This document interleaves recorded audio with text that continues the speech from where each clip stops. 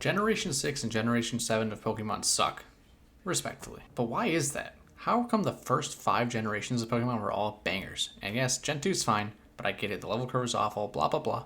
Not the point of this video. Gen 1 was the OG. It made a name for Pokemon. Banger.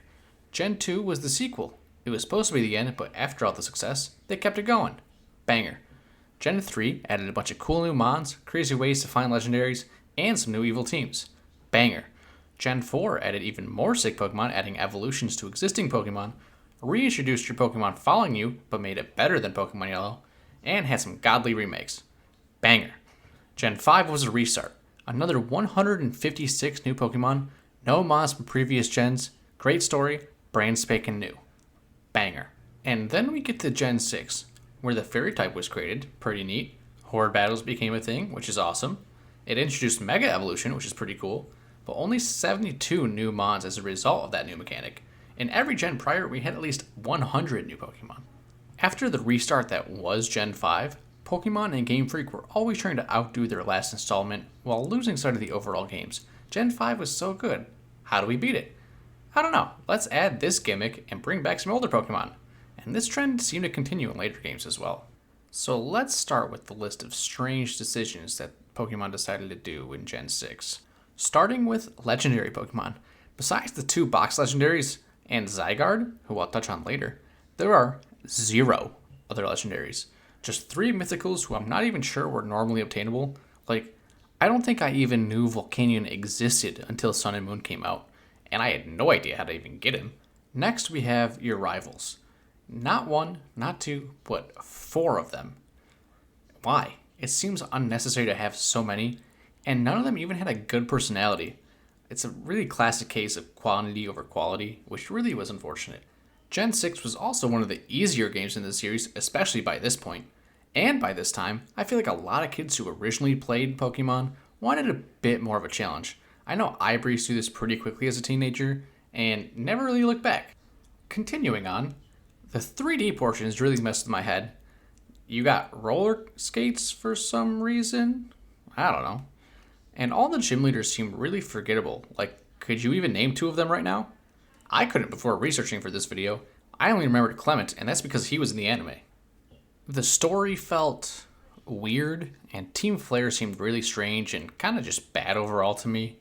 And then you get to the end, you realize there's a lot of dead ends and missed storylines, things that should be expanded on, maybe in a 3rd game. Oh, speaking of, we have the extra game dilemma.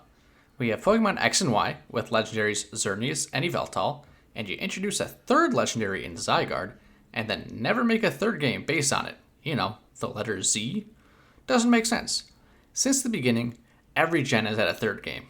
Red and Blue got Yellow, Gold and Silver got Crystal, Ruby and Sapphire got Emerald, Diamond and Pearl got Platinum. Black and White are the exceptions here, but they got Black 2 and White 2 after a couple years, so I'll let it pass. X and Y were possibly the easiest setup for a 3rd game, and it never came. Also, they were the first games without colors in their name, which is another strange change in direction. So thank you, Scarlet and Violet, for bringing that back. And all of this doesn't even mention the lackluster remakes in Alpha Sapphire and Omega Ruby, but I won't talk about this too much as this is mainly directed towards the new mainline games.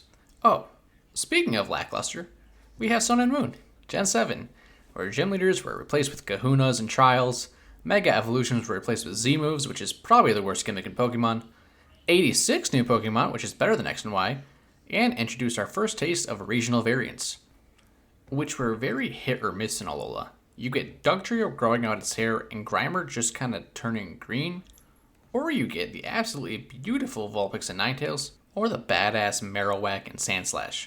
Alola also introduced Totem Pokemon, which were something. Interesting, I guess. I don't really have a side on that one. I just remember Totem Gumshoes and think of Trump the whole time. I don't know. It also introduced Ultra Beasts, and I don't really know if I like them or not. They just kind of existed. I don't even know if they're really technically Pokemon. I have no idea. Another point where I'm just kind of indifferent.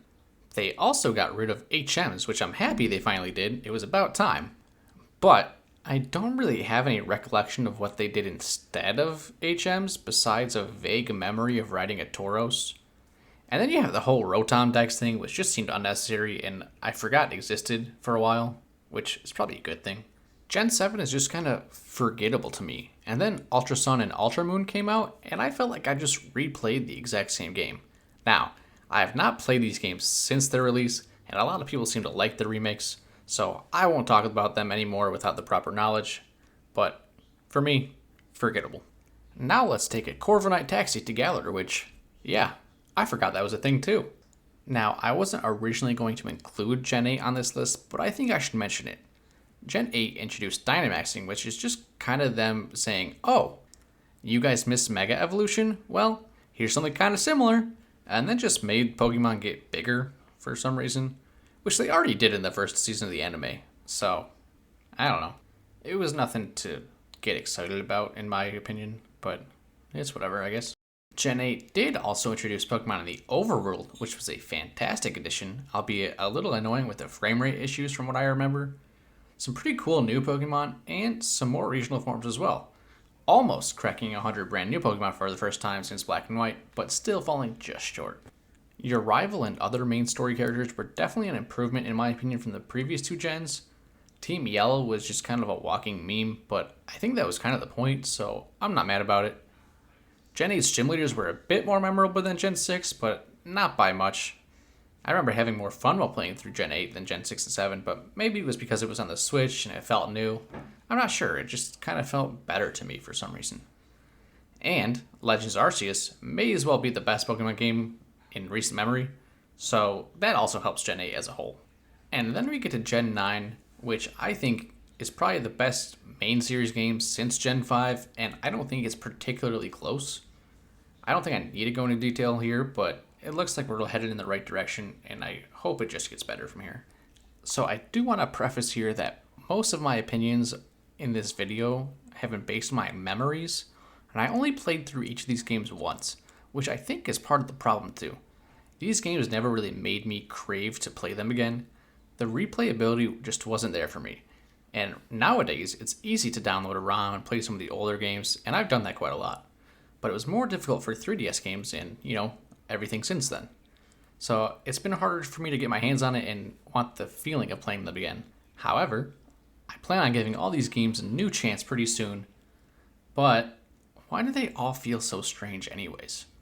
Maybe it's because I've played since I was a kid and I've always been used to the 2D sprites and gameplay. And I think they tried to experiment with a lot of new things. And I think when they did, some of the things that made Pokemon great were lost. I think that's the key takeaway here. I'm hoping with the release of Legends ZA, I'll find a new respect for Kalos and potentially Gen 6 altogether. But until then, they still suck. Let me know if you agree or even if you disagree. And since you've made it this far, you may as well subscribe and let me know your thoughts in the comments. Until then, have a great one.